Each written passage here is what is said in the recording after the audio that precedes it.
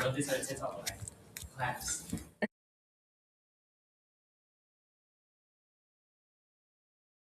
Innovate, document, amplify, chat.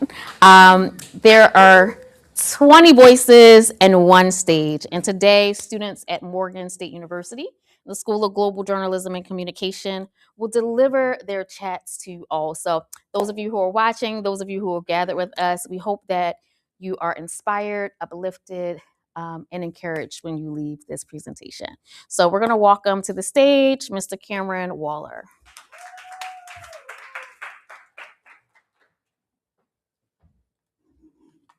Give me 1 second, Cameron.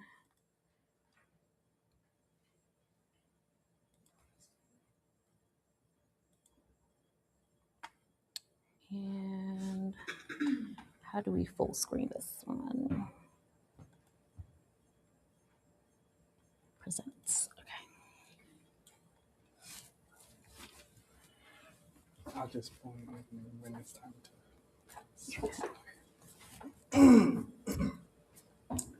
Hello, everyone. My name is Cameron Waller, and today we're going to be talking about artist development, the past, the present, and the future. I first just want to give a special thanks to Professor Booker and to everyone who is in the crowd here today. A little bit about me. I am a singer-songwriter entertainer from Bowie, Maryland. I'm a senior here at Morgan State University. I'm a multi-platform production major. My areas of expertise are production and performing arts. And some previous works that I've done is my 2023 EP, Rose Colored Lens, and my 2024 release, Out of View. It's out now on Apple Music and Spotify. Now, why am I the person to talk about artist development? I'm the person to talk about artist development because I'm currently in it. I've been in it since I was 10 years old, even before 10 years old. I've been singing in church choirs. I've been learning from conductors and people who lead choirs. And then I'm here, 22 years old, still singing, still working with instruments, and still learning from vocal coaches and people who help push artistry forward. So that's why I feel like I am the person to talk about this today. Now, you're probably wondering, what in the world is artist development? Artist development is the time and energy spent to nurture one's talent, one's God-given gift. And it's whether that's your voice, your acting, your choreography, it's the 10,000 hours needed in order to step out without the fear or the worry of people trying to tell you who you are and make you believe you're this way or that way. But it's important because it teaches the artist specific fundamentals that make them proficient in their field. Now is the perfect time for artist development. Artists are now taking their careers in their own hands, and you don't want to just step out and have a viral moment and then fizzle out afterwards. You want to be able to have a long career, a sustainable career, and with that comes artist development. Now, with artist development, you're going to want to learn from the past. For me, I look at Motown. Berry Gordy Jr. had a vision for Motown, but Maxine Powell was the person to execute that vision. She started the finishing school or the charm school to teach legends like Stevie Wonder, the Jackson Five, the Supremes, the Temptations, to teach them about etiquette and choreography and vocal performance. So see you here. You have Berry Gordy Jr., you have Maxine Powell, and you have Maxine Powell teaching the Supremes. You can go back.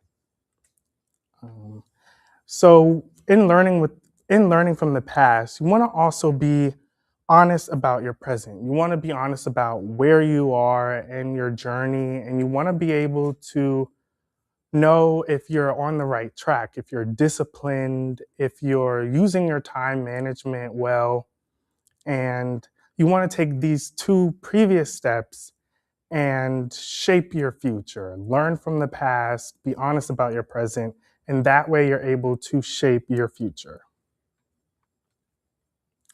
But what if you aren't an artist? What if you are someone and you don't see yourself singing a song or writing a song, doing choreography or performing? We're all still in college.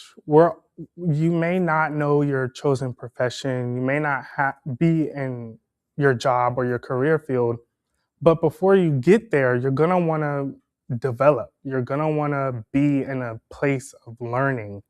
And what better place is that than school or college? So the 3 steps that I mentioned for artist development still apply for people who aren't artists. You're going to want to learn from your past. You're going to want to see who did what you want to do and learn from them, study them. Be a student and be humble in that practice. And then you're going to want to be honest about your present. Am I disciplined enough to be in this career field? Am I using my time wisely? And then with those two, you're going to want to shape your future. You're going to want to use these 2 factors in order to learn and be proficient in your field. Thank you guys for listening. That has been my IDA chat.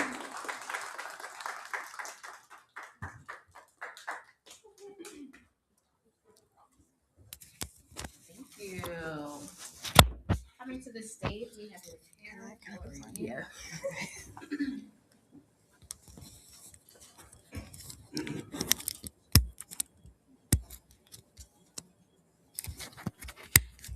Thank you.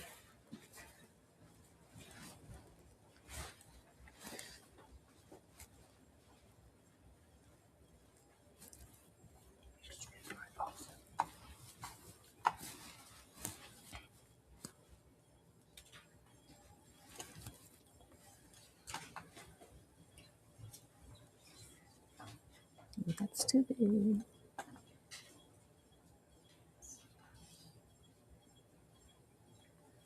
Okay. Are you Mike? Yeah. Okay. So in the 6th grade, right, I learned how to play the drums. I loved it so much, in fact, that I thought I was going to be the next Sheila E., y'all. I thought I was going to take it all the way, become the best ever female drummer. I even loved it so much that I wanted to join the marching band. I would be around the house just listening to all types of different bands. I would listen to FAMU. I would listen to Jackson State, Southern University. So when I finally had the chance to join the high school marching band, right, I went to band camp. I had my white t-shirt on. I had my black gym shorts on. I was ready to go. I got there, and our director was like, so y'all gonna have to learn how to hump some drums. So by lunchtime, I called my mom and I was out of there because I was not about to hump no drum, right? And from that moment forward, my family has always referred to me as one of one. And it's funny because I even named my production company after it. Hello, everyone. My name is Hannah Guillory. I am a junior multi-platform production major, and I am from Detroit, Michigan. So, as you know, we are all different, right? You will never be like the person that's sitting next to you. You have different quirks, different characteristics that truly shape who you are as a person. Now, sometimes when we think about the people that we've admired or the people that we've looked up to all of our lives, you know, it's certain things that you might take from them that you're like, I want to use this. Maybe it's the perfume that they use or the shoes that they wear, but understand that you will never do those things because you truly are one of one. Look at me. I'm a 20-year-old woman from Detroit, and I have my own production company, intentionally built on being different from my counterparts, whether it's through the aspect ratio that I use or even the text that I use on my videos. These might seem like small details to you, but for me, these are the things that truly set me apart and make me truly one of one. So before you leave here today, I ask you, when you go into your next job interview, or even when you go into the grocery store, what is that small thing that truly makes you one of one?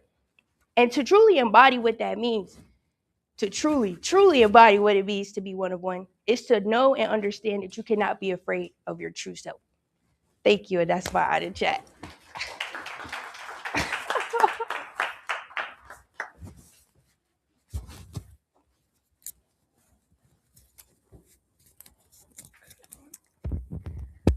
And she is certainly one of one. Next, we have coming to the stage. You have slides, don't you? Okay, give me 1 second to pull those up. Noah Wilson. Thank you.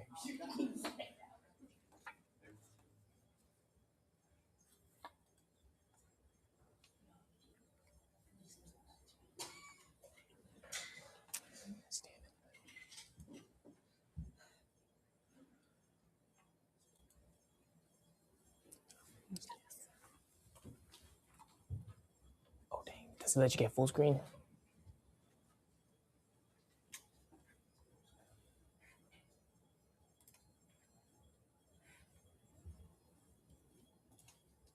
Hey, perfect. Good afternoon, everybody. Let's start us off with a poem. Well, it's really a rap. Let me tell you about love, laying down your life for your friends. Love, obeying all God's commands. Love, 1 Corinthians 13. Love, it's the thing that we all seek. Love, patient, kind, unselfish. Love, defends those who are helpless. Love, so grateful that I felt his love. My name is Noah Wilson, or I also go by Noah J on the stage. I'm an international recording artist, and my music, including that song that I just showed you, or it was a chorus from my song called John 15 that I just showed you, has been on streaming platforms, and I've had songs play on the radio as well. So without further ado, I'd just like to introduce you guys, not to my music, but the power of music and how love changed mine. So, point one, we don't actually know the power of music. Sometimes I've heard people say, I'm just listening to the beat. It's more than that. Music has the profound ability to impact how we feel emotionally. For example, you're listening to Billie Eilish, suddenly you might be a little sadder. Or you're listening to Pharrell Williams, Happy. Now you're joyous in a mood and you feel like dancing. Music has the ability to evoke emotion out of us. Music has the ability to help us remember, and it has the ability, and it affects parts of our brain where it activates the cognition. And so I want to emphasize that the music we listen to is very important. The listen we consume is very important. It has the power to impact even how we view our world. So with that being said, I had just touched on memory. I'm going to actually go to my next point, which is how music has music has impacted my memories and love. So the first one I want to emphasize is family. I was about elementary, middle school. I remember I would be in the back seat of our Chrysler and our minivan, and I would be singing, Ain't No Mountain High Enough, or I Want You Back, Jackson 5, right? And those memories really connected me to a love I didn't really know what they were singing about. I just liked how it sounded. Next, I'd like to bring you to the spiritual aspect. I remember listening to Kirk Franklin sing about, even though it hurts me, I smile. I know that he's working, but I smile, right? I remember listening to Take Me to the King in the backseat of my grandmother's car. And lastly, music like top 40 hits, R&B, pop, and rap impacted my worldview and how I actually think that lust was normalized in the place of love. On to my next slide, please. And so, as we have here, the next one. We have two examples here. One of them is Maroon 5, is an example of lust. Not gonna read all of it, but I would like you to while I'm standing here. And as I thought back to my memories, I thought back to my childhood, I realized this song was not a loving song. It was about everything that the other person could provide, and it almost had like literally the song's called Animals. It had a very animalistic or very carnal message in it. And that was normalized to me. Versus John 15 from the ESV version of the Bible saying, greater love has no man in this than to lay down his life for his friends. Now, why this is important is because I did not understand that connection until I got to college. When I got to college in my freshman year, I rededicated my life to Christ. But the reason that is because I remember I got home, I had good grades, but I said, what is my purpose? I realized that even though there was lust and I was seeking worldly validation, I was still empty. And all of this is important because so many of us at times have questioned our purpose. So many of us have wondered, why are we here? What are we doing this for? And out of the heart, the mouth speaks. So on to my next slide.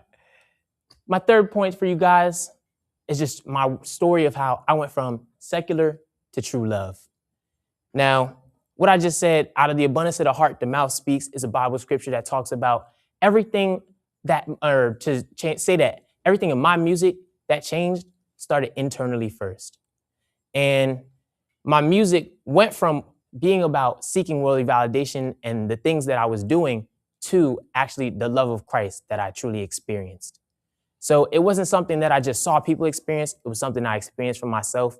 And as a result, my music, as you heard in the beginning, is now about love and laying down your life for your friends. Thank you.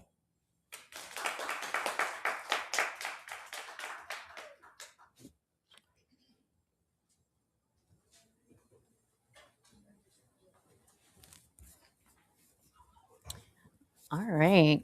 Thank you. Next, we have Mr. Anthony Harrington.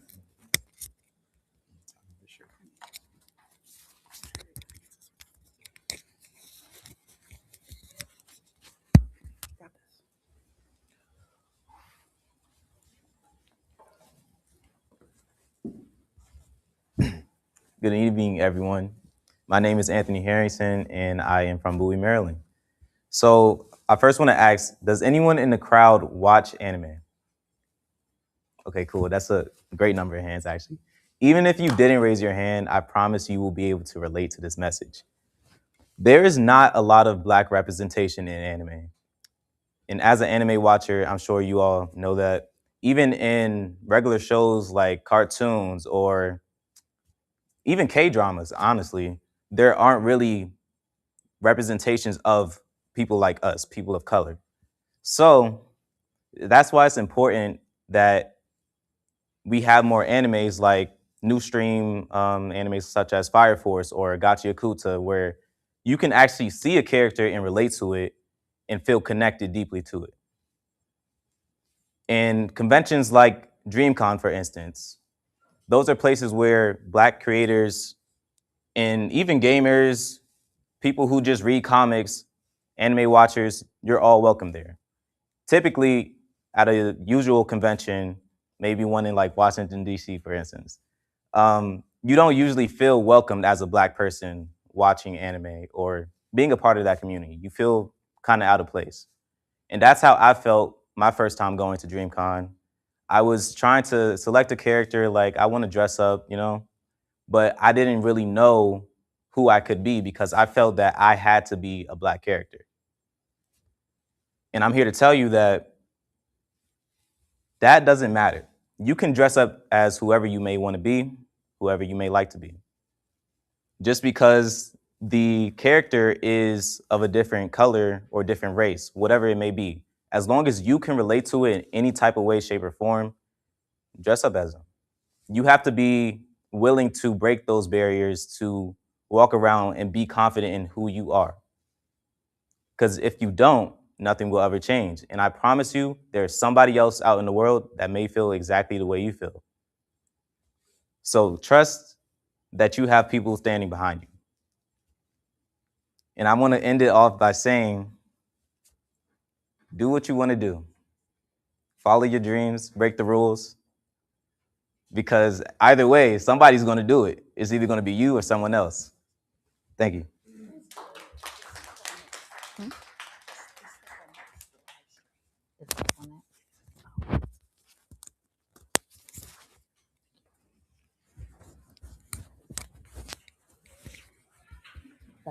thing was stuck on one of the slides.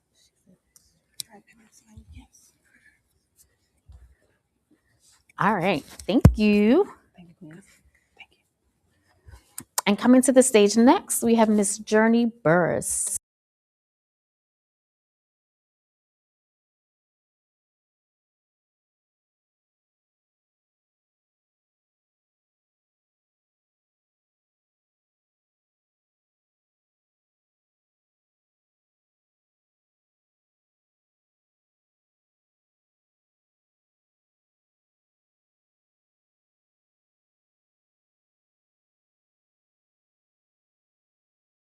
Again. And for a long time, I thought that was really what imposter syndrome was until that summer before college. That summer, I got accepted into this Bank of America Student Leaders Program. And I remember at the end of that program, there was a conference being held in Washington, D.C. And once I got to that conference, I saw all of the other student leaders from different parts of the country. And I remember we went down on the line introducing ourselves and, of course, the universities that we were soon to be attending. And I heard all the Harvards, the Princetons, and I didn't even want to say what university I was going to end up. And once it got to me, I introduced myself and I said Morgan State. And I remember the looks on those people's faces. They're like, what is that? How did she end up here? And honestly, it started to kick in how I ended up here as well. And I remember we were doing this debate about gerrymandering.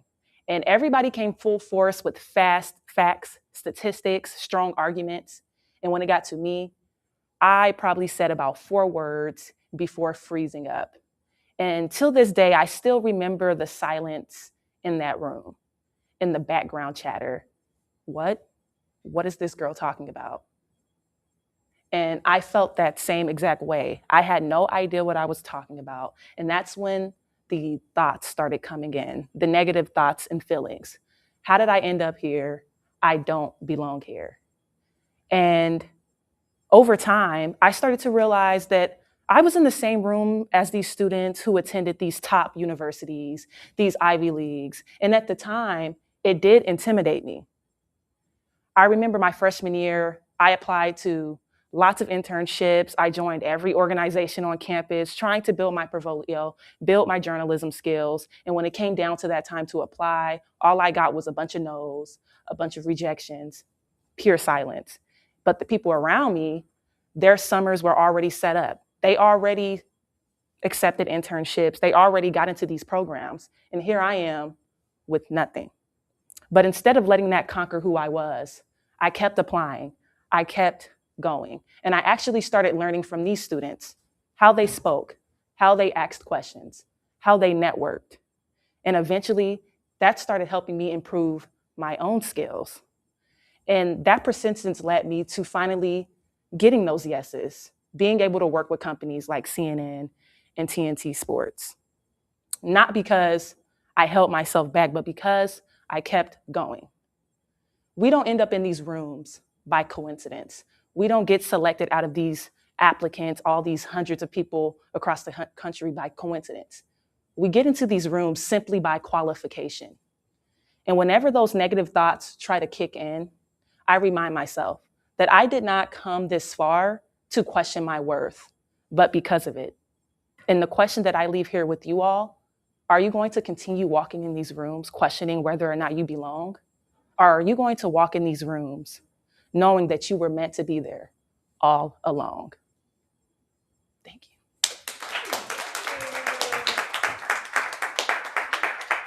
Thanks, Queen.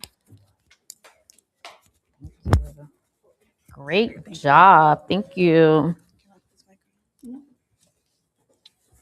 All right, next coming to the stage. Now, if the student doesn't have a PowerPoint, you may want to go to just a black screen because that is shining on their faces. Okay. What's the best way to do that? Or maybe just Close this full out. screen or something. Maybe just have 1 second. Yep, go for it.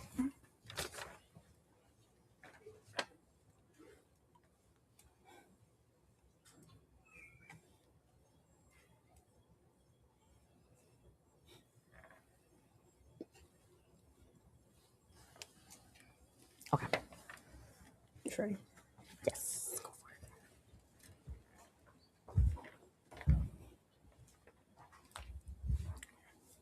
So, what's the first thing that comes to your mind when you see or think of someone who's swaggy?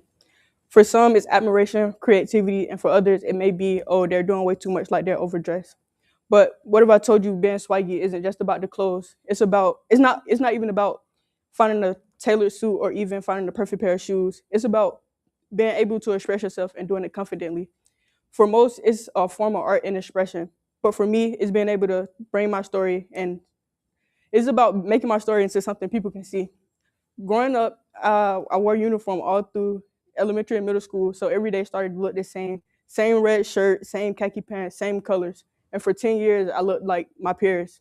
It wasn't until high school when I started to experiment and try to find my own style, trying to find what was mine. And by the 12th grade, I had really found my style, so it led me to win Best Dress. And that really showed me that style is what you make, and it's a reflection of who you are.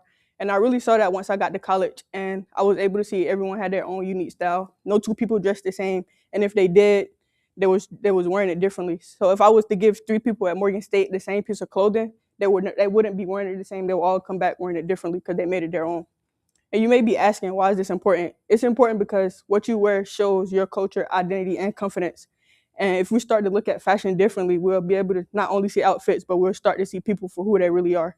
And my name is Christian Fair, and thank you for coming to my Idle Chat.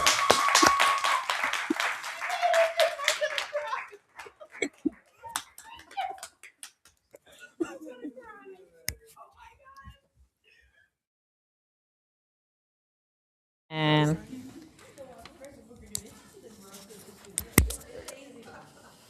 don't you feel like a proud mama? Because I do. All right. Next we have Miss Tiffany Frazier. Hello, everyone. My name is Tiffany Frazier, and today I'll be talking about how being uncomfortable can be a roadmap to great things. So raise your hand if you've ever been uncomfortable before. Okay, and I'm not gonna lie, I'm very uncomfortable right now, but that's okay. So our brains are wired to think that comfort equals safety, and then discomfort equals something right, or hearing the loud saxophones. So let me give you an example that changed how I saw being uncomfortable. So from a very young age, I've done theater. I've done theater my whole entire life. And going to high school, I did theater. I went to performing arts high school. And what I liked about theater was being able to act in front of a stage. That's a character. I loved entertaining. And of course, I loved the costumes. So when I went to performing arts high school, it was time to be my junior year. And so for my junior year, I was thinking, okay, it's time to think about college, my major, and then my career path. So with that, I was thinking, okay, I'll just do theater. That's all I know, and that's what I'm comfortable with. So that's what I did. So I went to Morgan State as a theater major. And so fast forward, I came to Morgan State as a theater major. And so when I came, the first couple of weeks, I had auditions for a play. And with that auditions, I got accepted into the play. And the play was for colored girls who committed suicide when the rainbow is enough. And with this play, I got it. And I started reading my lines, and that's when I realized something isn't right. I feel very uncomfortable right now. This play, what it meant to me was that a group of Black women went through traumatic situations, and they found themselves within a sisterhood. And that's not something I'm used to. I'm used to doing comedy, making people laugh. This meant for me to play my character how I wanted to play her, I had to be vulnerable. I had to be emotional. And I don't know how to do that. I'm not comfortable doing that. Matter of fact, I'm uncomfortable. So with that, every rehearsal, I'll walk into rehearsal and I'll just be like, I am so uncomfortable, but I know that this is what I want to do. So then fast forward, it is showtime. The curtains are open, it is time. I play this character and I play this character well. So after the show, that's when I realized, okay, got it. And after the show, that's when I realized, instead of escaping it, I stood in it. And that was when I realized discomfort wasn't a bad thing.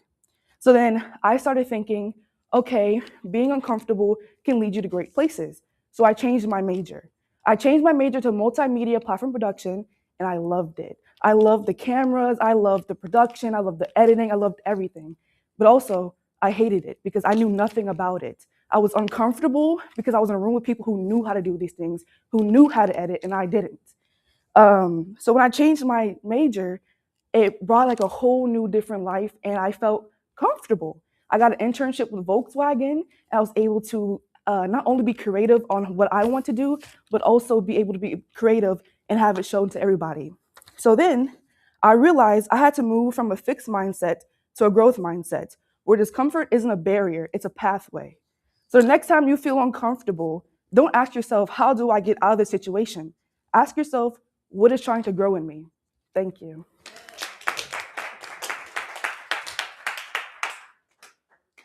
All right, good job.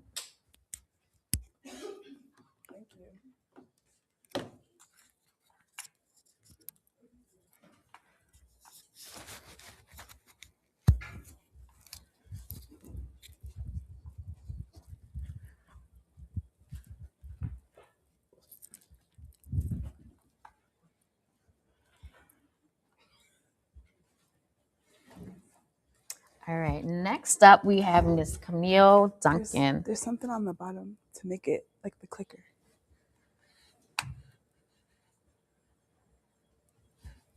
What's the clicker?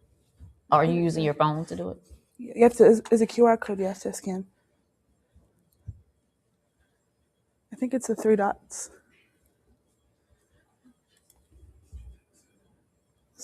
Share remote control? Yeah.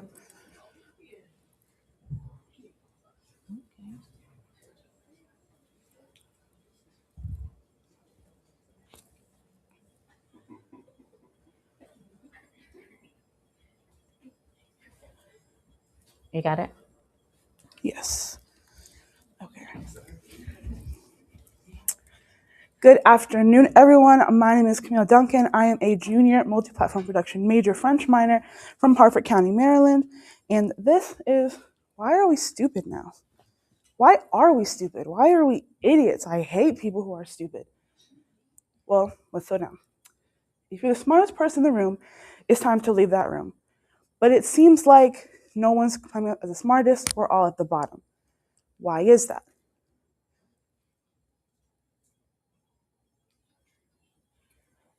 Literacy rates have been rapidly declining in the United States among several age groups. 20 years ago, the average attention span was 2.5 minutes. Now it is 45 seconds. There are a lot of reasons for this decline, most notably over-reliance on AI tools. They make it so we don't have to read anything, we don't have to absorb anything, we don't have to work as hard as we used to get to the place we were before. And obviously, there are people who are taking these AI tools and giving them to these young children so they don't have to go into school with a mindset of, I need to learn this. It's a mindset of, hey, I can do this. Why am I here?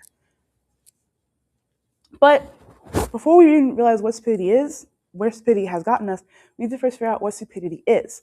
Introducing the common knowledge problem. The common knowledge problem is when you are so knowledgeable in something, you think it's common sense, but it's not common sense at all. For example, I am a musical artist. I started doing sheet music when I was 11 years old. So things with notation, composing, all those things, that's common sense to me. But if I were to talk to somebody who did not know anything about music and they didn't know what a clef was or a G major chord, I'd be like, how do you not know this? This is common sense. No, it's not. Common sense is something you need to survive to get through life. Music notation is not common sense. And we experience that problem all the time. If you ever heard of The Emperor's New Clothes, everyone saw the emperor being naked and they thought, how does he know that he's naked? Does not feel that breeze? But he was tricked into believing he was not naked. Everyone was thinking it, but the emperor did not know it because it was not his common sense. So we need to redefine what common sense is and why we're not teaching it to these young children. Therefore, increasing those declining rates. And that is where AI comes in. AI makes it so that common knowledge is overly common, so they feel no need to retain it. 86% of students claim to use AI in their studies, and 15% of those students claim that they are over-relying on AI as they use it to pass classes, get degrees, so on and so forth. So how do we address this problem? I mean, taking out AI seems a little too far, as people truly do use it for good things. But how do we know when to stop over-relying on it? If there are teachers grading it, if there are students using it to cheat on their papers, if there are people using it to just complete their jobs, such as the jobs right here in the School of Global Journalism and Communication. Well, there isn't necessarily an answer for that, and people are definitely still working on that. But we definitely have to share the love of knowledge. We have to make it a joy to have knowledge again. I was always a smart student. I was always striving to get dean's lists, to get honor rolls, to get all those type of things. I had perfect attendance all 4 years of high school because I loved to learn. And although other people don't have to go quite as far as I did, they should want to have some type of knowledge. Knowledge is power, so why do letting machines have all the fun? Pick up a book and let's learn something today. Thank you.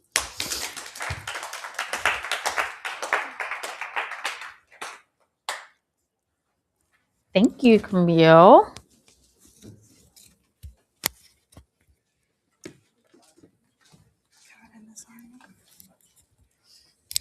Why am I scared now? You're gonna do amazing. Thank you, thank you. Next, we have Miss Taylor Leach. Good afternoon, everyone. My name is Taylor Leach. I'm a junior multi-platform production major from Brooklyn, New York. And today, my topic is about the truth about hustle culture and why doing more isn't always better. So what is hustle culture? Hustle culture overall is a mindset that pushes people to constantly work, have multiple streams of income, and overall, it just ties it to success, meaning doing more work. Some examples of hustlers are water boys that you see every summer. They're coming up to your car. They're trying to get you water. Some street vendors are always selling food. They're out there day and night, and even selling CDs out of a car. And hustle culture is very common. In fact, a side hustle. But if this is so common, then what's the issue? I decided that, well, not I decided, but I questioned that, are they working towards their goals or are they just trying to keep up with everyone else? Who said we had to be so exhausted just to be successful?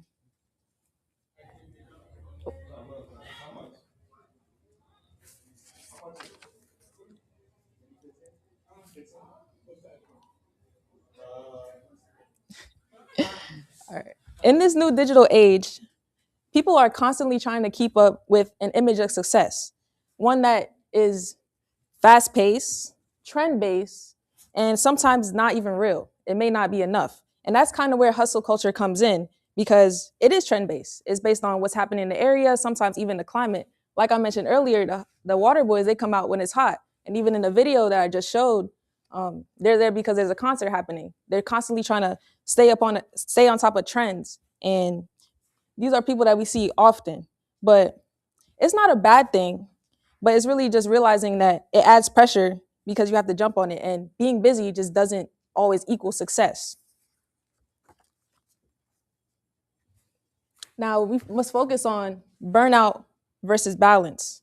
All that pressure will eventually lead to burnout. People are always working, especially if it's different hustles each time. Some people have multiple businesses. They're out there all the time. You see, she's managing this whole cart by herself. So she ended up crashing, falling asleep. You start feeling tired when you're technically getting things done. What we don't talk about is rest. Rest is a part of success. It helps you think clearer, helps you focus better, and overall, you're just able to work with intention. So that leads me to my final and concluding statement: a better approach. Burnout, it makes you busy, but balance helps you grow. A better approach means realizing that success isn't about making a quick buck or hopping on whatever's trending just to get fast money. It's about intention. It's about narrowing down your hustles, realizing what you enjoy and what matters to you. Don't rush and prioritize rest. Excuse me. And my final statement is that real success isn't about money or how fast you make it or just doing everything at once. It comes from being consistent, being focused, and having balance. Thank you.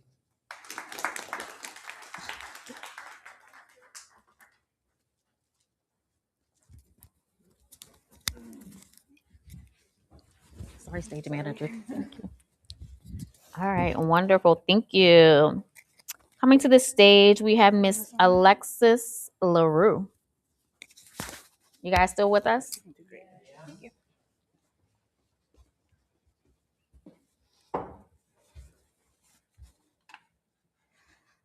Life moves pretty fast. If you don't stop and look around every once in a while, you might miss it. That is a quote from Ferris Bueller's Day Off. And it shows you to appreciate life moments. And after 4 years at Morgan State University, I didn't do that. Good afternoon. My name is Alexis LaRue. Actually, wait. Let me reintroduce myself. My name is Alexis Dubose. And if you know me, you know I work hard. I work all day, all night. And if you think that, or even if you were to meet 7th grade year old me, or even freshman year old me, I don't think I would be here. There were times where I thought I would give up, where it's hard for me to stand up here right here and not cry. There was a moment, sophomore year, where a professor told me that I would be here longer than I thought. And when you think about that, you think you aren't good enough. You think that you didn't work hard enough for this professor to tell you this. Whether it's about your work, your writing, or anything like that, they saw something and thought you weren't good enough. And for me, that was a rough time. And so I pushed through, I worked hard, and now I'm standing here. In a few days, I'm gonna walk across that stage with a big smile on my face, telling everybody who thought I wasn't good enough that I am here in this moment.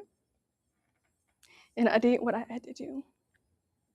So my advice to anyone who is a freshman, sophomore, or junior, don't let anybody, and I mean anybody, tell you that you're gonna be here longer than you thought.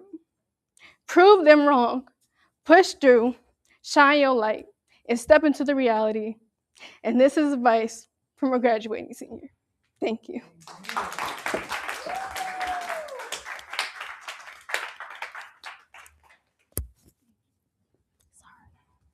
All right. I ordered you guys pizza, but I forgot to bring tissues. Thank you. That was really, really good. I did. I forgot. My bad. All right. So coming next to the stage is Miss Sanai Farrell.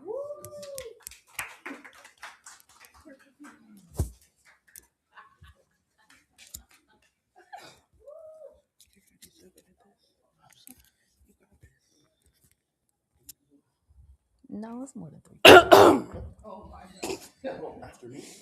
Hi everybody, my name is Sanai Farrell and I'm going to be talking to you about how our childhood movies shape who we are today.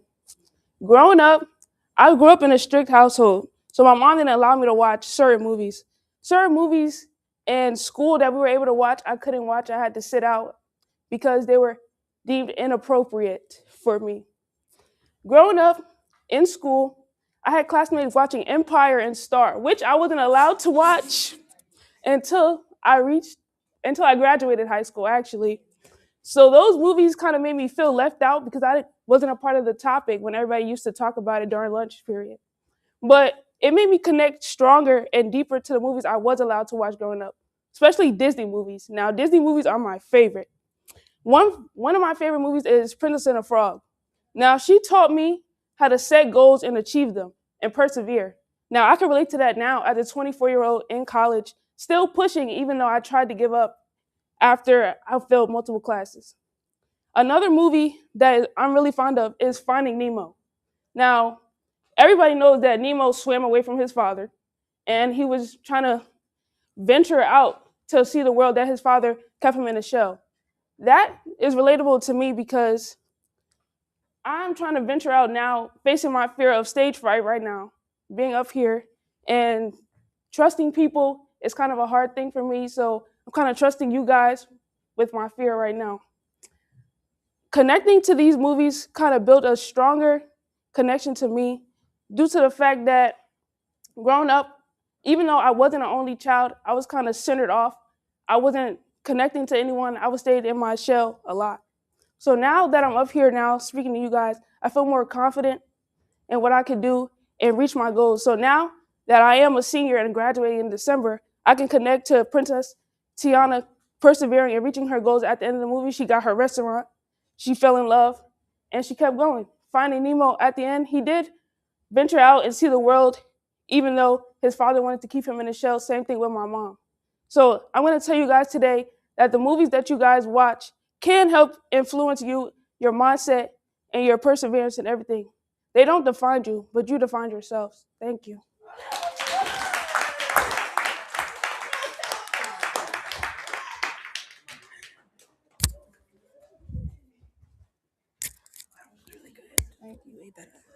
All right.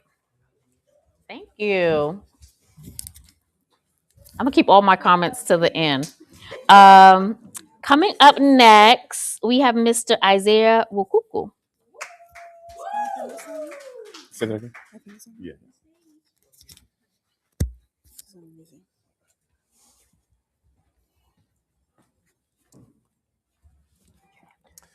Good afternoon, everybody. I have a couple questions for you. Who are you? What inspires you? What motivates you? What wakes you up at night? What keeps you going? My name is Isaiah, and I'm 21 years old. And despite what you may think, 20 can kind of be old. You think of a 20-year-old song, 20-year-old movie, 20-year-old article, but we quantify it differently when it comes to human lives because what can get done in 1 year? You can inspire so many lives and educate so many people in 1 year.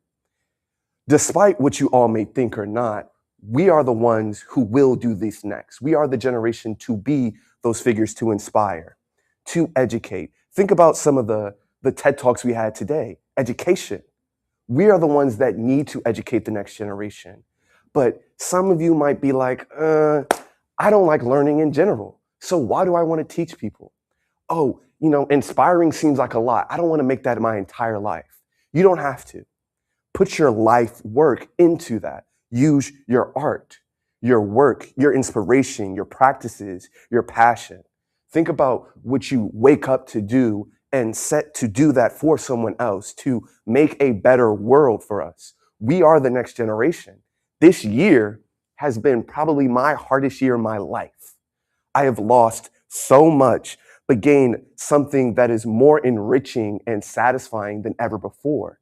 Something that has kept me going is my passion to give back and my passions in general. Those passions being my love for my Black brothers and sisters, my love for God, my love for music. And in that, I decide to say, hey, I'm going to dedicate my life to these things. But in my dedication, I am going to motivate, inspire, and educate. I have a problem with the fact that our Black brothers and sisters aren't educated anymore. Look at where we are. Look at the political climate and the economical climate that we are in today. Think about the presentation we saw with 47 seconds of attention span. We are the people who can change that. The people who can use our music, our film, our art, just our walks in life to inspire and educate. So what does inspire you? What defines you? My name is Isaiah Nnamdi Ezekiel Wukuku. And by definition, Isaiah means God is salvation. Nnamdi means first son. Ezekiel means God is strengthened. And Wukuku means big man. That was the name bestowed upon me, the definition bestowed upon me by my parents at birth. Are you going to let your name be your only definition? Or are you going to deepen that and enrich yourself so that you can live life to pursue and be a betterment to the world? I know all of us are just trying to make it. It is hard out here being a college student. It's hard out here being young. It's hard out here being Black. But I don't think those things should hold you back. They shouldn't give you a spirit of complacency or being accepting what is given to you. No, use those things that you love to give back to the people that you love. It doesn't have to be grand. It doesn't have to be as big as thousands back to the community. It can be as small as giving back to your mother because you love her so much. Those small things mean something grand. So what defines you? What enriches you? What motivates you to deepen your definition? Because you can't forget what that is. because we are the ones. Every single one of you are the ones. And you need to hurry up fast and figure it out because people are depending on you. Thank you.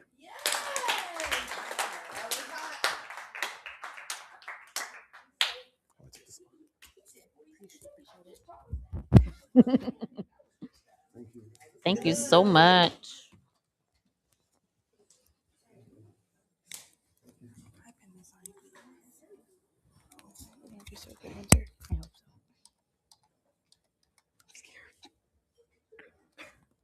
Did you get the email with my? Yeah, so I'm pulling up. Hi, everyone. My name is Winter Sky Galloway. I'm a junior majoring in multimedia journalism, and I'm from Prince George's County, Maryland. So while she's pulling this up, I want to ask you guys, is anyone familiar with the phrase or the term androphobia? All right. Androphobia is an intense, irrational fear of men, causing extreme anxiety, panic attacks, and avoidance behavior when encountering or thinking about men. So, this is what I would like to discuss. While I don't believe all women are constantly just living in a state of fear where they can't function day to day because of fear of men, I do believe that women subconsciously live with a healthy fear of men. Okay, next.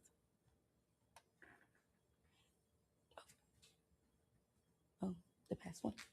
The last slide. The last slide. The last, oh, go back? Yeah. Okay. The next slide. All right. Okay. It's not me. What does a healthy fear mean? It means awareness, not hatred. Protection, not prejudice. Learned behavior from experience. So when I say that, as I stated before, we're not living with the hate of men and like we don't want to be around men. We're just being aware. We're just taking precaution to make sure that we are safe. You go to the next slide. This healthy fear exists because it's like experiences that we've had, things that you hear, just different things. With that said, I want to discuss the stats.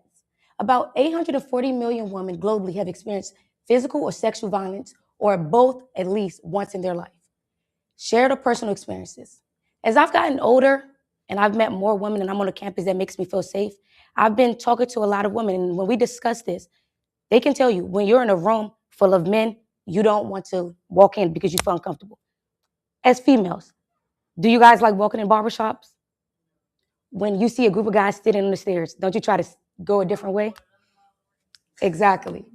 And also, it's ingrained in us at a young age. Growing up, and I'm sure you all have heard this too, don't wear those little shorts. You're going to be around men. Don't dance that certain way. So this has been put into us, like, we didn't even have to go through the other things. You're taught it from an early age. This is just some of the data. All right, you get the next slide.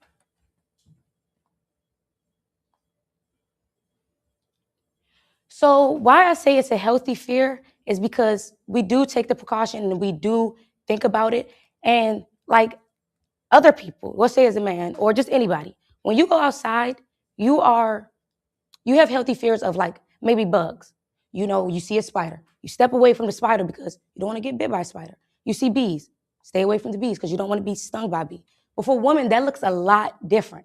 Our healthy fear of men is like it comes when we're walking alone. Either that's during the daytime or nighttime. You know, you're trying to be safe. You're checking your surroundings because, yeah, there's the fear of being kidnapped, but there's also the fear of being assaulted by men. Sharing your location with your friends.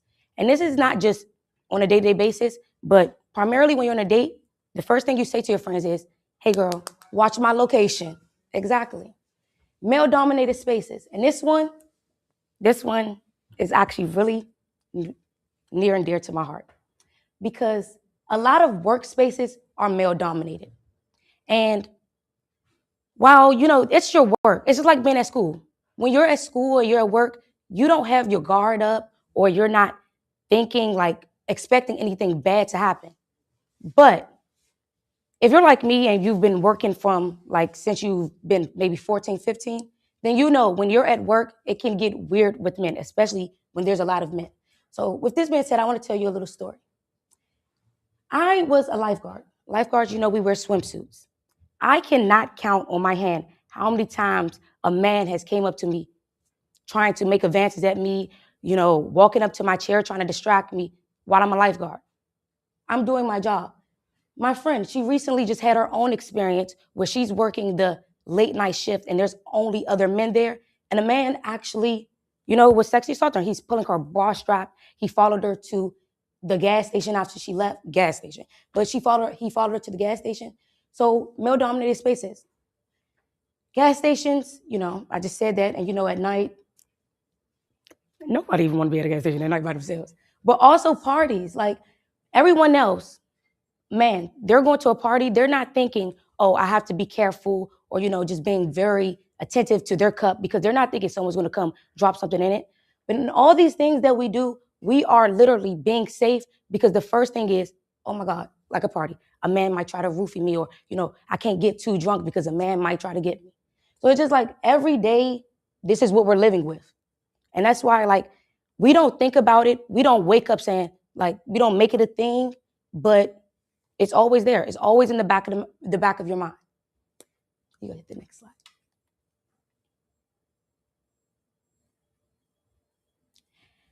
Yes.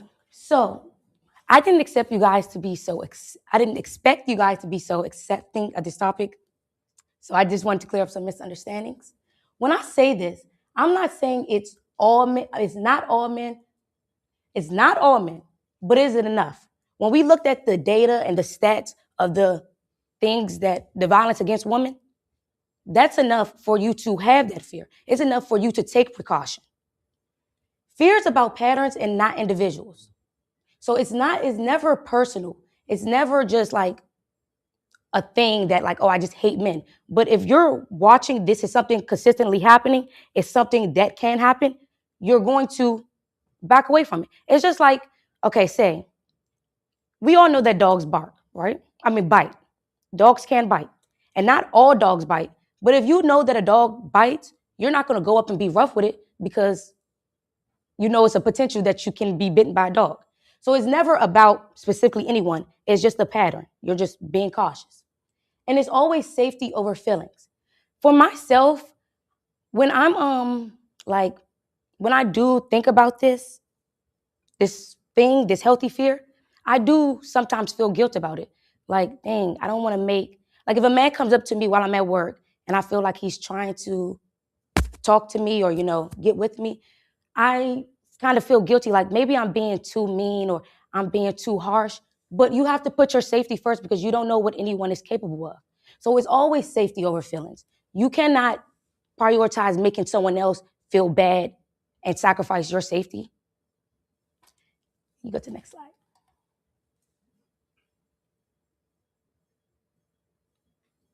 And like I stated before, I don't want to make someone feel bad because I'm prioritizing my safety. But it is okay to have a healthy fear of men. It is okay to protect yourself. Being aware does not make you weak and it should not cause shame and you should not feel guilty about it. The goal is safety, not division. It's not about putting men against women or trying to divide us and say that men are bad. It's literally just simply about being safe. And you know, and I feel like most of us know this because in the Black community, I feel like it's really put into us at an early age. Like, you know, treat women good. Don't make them uncomfortable. Don't, you know, teach your sons that. With women, it's say something, speak up, come to me. You know, I'll say in recent years it became like that. But the goal is safety, not division. It's not to pin anyone against each other. It's literally just to keep women safe. Hit the next slide. Thank you all. And this is the end of my TED Talk. And here, oh, thank you. But here, I just wanted to put this here because I know with a lot of, when you think about violence or assault against women, you always think of domestic violence. But this is a hotline for just anything. Well, not anything, but women, not only relationships. So thank you, guys. All right. Thank you. Thank you, guys.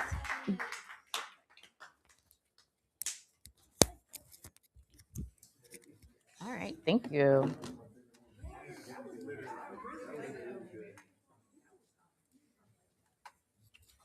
All All right. I'll pin this on you. Yeah. Great.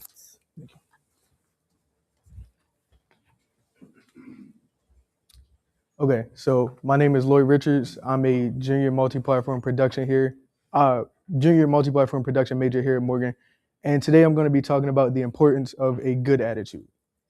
So at some point in our lives, we've all known two people who have been in maybe similar situations, but have had completely different outcomes, right? One person may see failure where the other person sees an opportunity to grow. One person may be stuck where the other person finds a way to move forward. So what's the difference between these two people? It's not talent or skill or luck. In most cases, the difference between these two people is their attitude. So most of us believe that attitude is something that we feel naturally based off of what happens to us in life. But that's not entirely the case. Attitude is a choice. Our attitude is something that we choose every single day. A wise man once told me that life is 10% what happens to you and 90% how you respond to it. And the more you think about it, the more you realize just how true that actually is. A good attitude can be the difference between why is this happening to me and what can I learn from this? And that second question is always the question that you want to ask. I do want to point out that a good attitude does not mean ignoring your hardships or ignoring what you're going through. It simply means trying your best to be positive during those difficult situations at all times. Think about the people that you like to be around on a daily basis, some of your friends, right? You may have some outside reasons why you like to be around them. Maybe they're funny, maybe they're talented, whatever the case may be. But above all, they're typically people with good energy, people that can uplift others, people that can help others during hard times. And that's the power of a good attitude. It's contagious. It gets to other people. It helps other people feel better. But even outside of that, think about what a good attitude can do for you personally. In life, a negative mindset can turn a small obstacle into a huge roadblock, something that stops you from moving forward, something that stops you from succeeding. But a positive mindset can turn that same obstacle into a stepping stone for growth and give you opportunities to learn from your mistakes and figure out the best way to move forward. Okay. Life will always have challenges. That's unavoidable. It's natural. It's a part of life. We all experience it. But you personally decide whether those challenges break you down or build you up. So the next time life challenges you, which for a lot of us is probably right now, I know it's finals weeks coming up. We got a lot of projects to do. Just try to remember that you are not defined by what happens to you. You are defined by how you respond to those challenges. Thank you.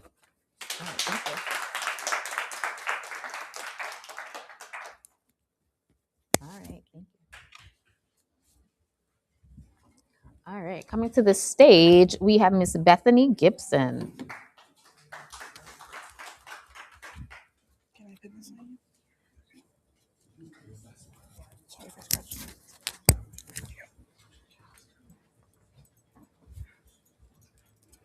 You sent me slides? Oh, no, I can do it on my phone. Is that okay? Do I look okay to you? Have you ever felt completely fine on the inside, but everything is going wrong on the outside?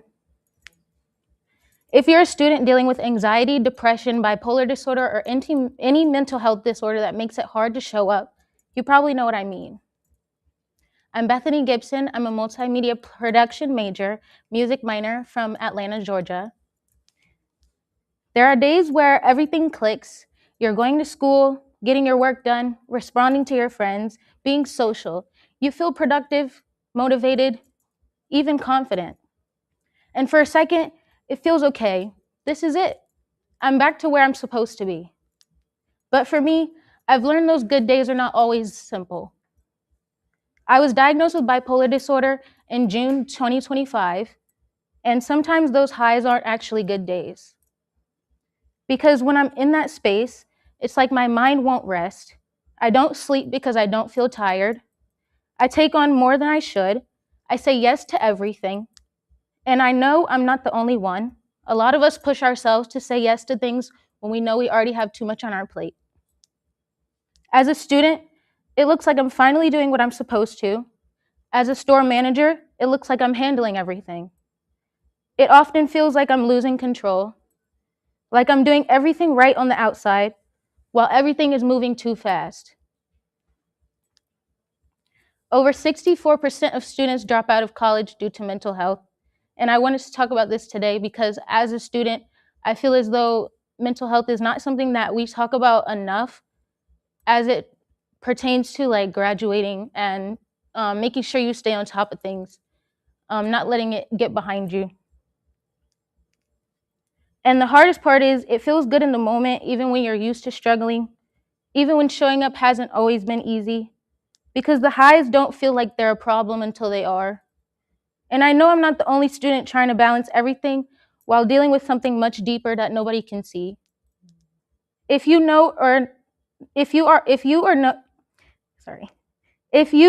or you know someone who is feeling this way, please tell them to ask for help before they crash. As somebody who has been here for 5 years, I am still not knowing when I'm going to graduate. However, I am still going to push forward until I see that day because I need this degree. I have been here. I got here from Atlanta in 2021 in the middle of COVID. I left boarding school and I had to figure out life on my own. My mom dropped me off here and said, well, figure it out. And that's what I've had to do. So thank you for listening.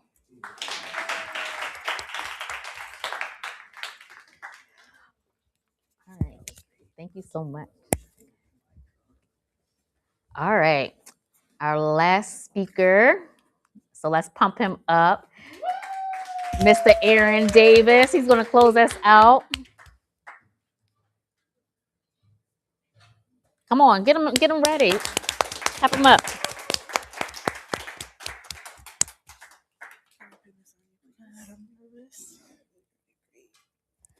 Just relax and see what you have on your mind because you know the material.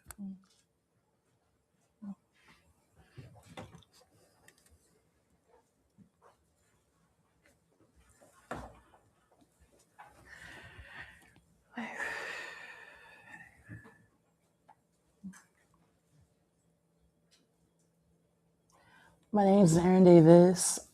I'm multimedia. My name is Aaron Davis. I'm a fourth year multimedia journalism major from PG County. And my story is owning your stuff. I said someone almost walked off with all my stuff, not my poems or a dance I gave up in the street. Somebody almost walked off with all of my stuff. I say again, somebody almost walked always off my stuff. Unfortunately, when you don't own your stuff and own your narrative of your story, this will happen sometimes. And this story happens particularly with me. I did not always take control of my own stuff because I wasn't that great of defending myself with certain folks. And sometimes when I start defending myself, I always act impulsive. And when I start to act impulsive, I do things and say things that I end up writing. And my impulsive had led me to almost get expelled from high school, almost went to jail, and almost got me arrested twice. So when you don't always advocate for yourself, sometimes this will happen when you don't always advocate for yourself. Being the fact that I have autism, ADHD, and anxiety, I already said I was not that great at defending myself. Mm-hmm. Sometimes I used to let folks walk over me and say things because I always allowed it because I watched certain folks in my family allow certain stuff to go on and allow certain stuff that was not okay. So owning your stuff, owning your story, and owning your narrative is a big thing big thing.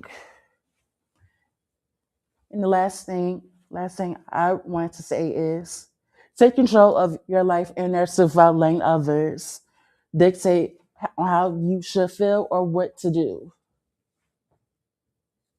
That y'all, my name is Aaron Davis. All right. Thank you so much. All right. First, can we thank Mr. Luther Moore for filming us today? Running the live stream, making sure all our tech needs were made. I asked him at the last minute, but he was able to show up. Can we thank Camille for being our stage manager? Before I give my speech, I want to invite Professor Stone, who is our MPPD department chair, up. Thank you for coming and staying with us. This is On Air Performance. This is their final project for this semester. And so if you have any words to share with them, feel free to do it. Hello, everybody. And I really, really enjoyed all the presentations. And everybody had some amazing points. One of the things that's really stood out for me is the whole idea of comfort versus and not being comfortable. And my view in life is, comfort is something that you seek, when you get around my age, when you're older. I think, comfort is something that, when you're young and you want to grow, shouldn't be your first priority. And sometimes, as you said, putting yourself in an uncomfortable situation really leads to growth and, and progress in your career, in your personal journey, your personal life. And, I was very, very impressed, with many, many points that you made over there. But that's one thing that really stood out for me was, the whole idea of comfort. Because a lot of times, we are in a class, personal relationships, we have a very difficult time when it comes to uncomfortable situations and, dealing with, in a class or whatever.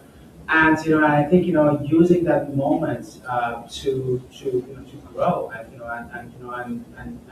start your journey for becoming better is something very important to have in mind.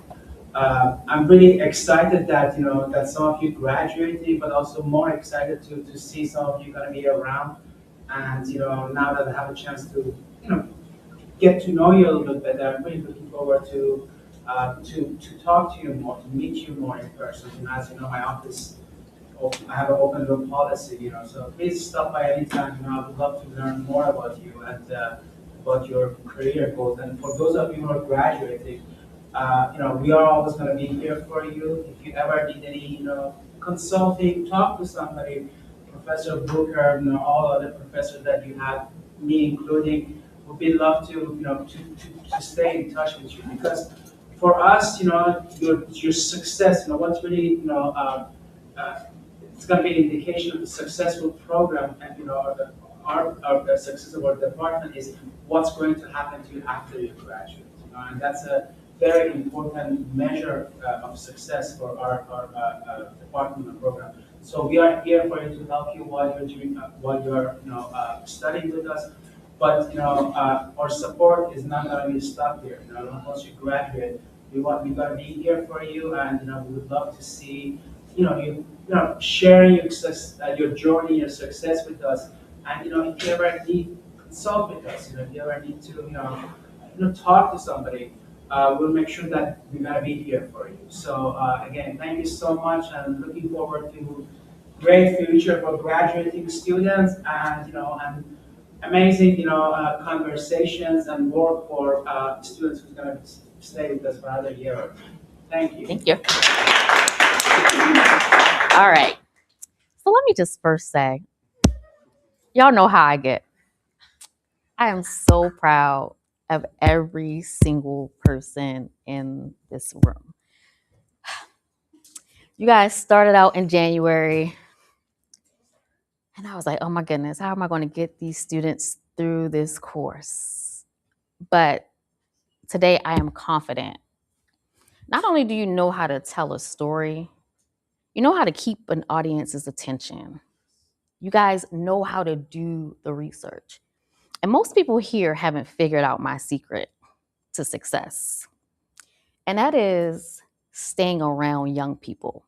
I'm very intentional about that because you guys, and Isaiah said it a little bit, you guys have the key to the future. You guys are going to program what I'm watching when I retire from here and I'm living on an island, right? You guys are going to be programming all of those things. I'm going to be watching your films. I'm going to be watching the copy that you write for the news anchors and the things that you create. I'm going to be downloading your apps onto my phone, right? Some of you guys are going to be working with my daughter and, other things in the future. And so I'm happy that the future is in good hands. Some of you had concerns like, I don't know if I can do this. I don't know if I can get up there. I have stage fright, but you can do it. And the thing I've been trying to tell you guys all along is not only can you do it, you're going to have to do it. If you're staying in this field, this little thing is small. This presentation that you did today is small. You guys are going to be doing this every day for the rest of your life. And the next time you're doing it, it's going to be money attached to it. You're going to be asking somebody for money. Those statistics are going to be real. You're going to want somebody to fund your film. You're going to want somebody to fund your education. You're going to want someone to fund your future. So this is an exercise in getting you comfortable for what's next. And so I get to leave here today knowing that every single person here is capable, that if you haven't showed up in the past, you've been cheating, not me, but you've been cheating yourselves. And so when you go back and you watch this video back and you look at yourself, and you guys are going to look and you're going to see some flaws and you're going to say, oh, I forgot that part. And oh, I should have did that. And oh, I should have that. But you got it done. Okay.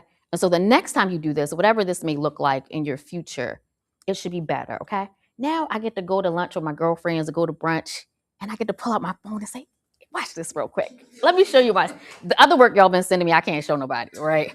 I just show it to the baby in the car, like, watch this what my students did. Now I get all summer long, I get to make them watch it. I get to send them links. I get to be really, really proud of you guys. And I am from the bottom of my heart. To you, those of you who are graduating, we're really going to miss you. Most of you guys, this is the end of the road for taking me because I've had y'all so many times. But you guys know where to find me. I'm in 335. I can be your capstone advisors in the fall or next spring. But know that I'm always here. I'm happy to always lay my eyes on anything that you guys are working on, share my ears with you or anything, because I want you guys to be great. And my goal is always for you guys when you leave here to work in this field, okay? I go to Starbucks every morning. I do not want y'all being my baristas. You should not know what I like in my caramel macchiato, okay? I want you guys to land in this space because just as Journey said, it's not about imposter syndrome. You guys deserve to be in those spaces. So keep working at it, honing your craft, work on it this summer, and let's get you guys where you need to be. All right? Pizza, eat it. Let's take some pictures, and you guys can go home for the weekend.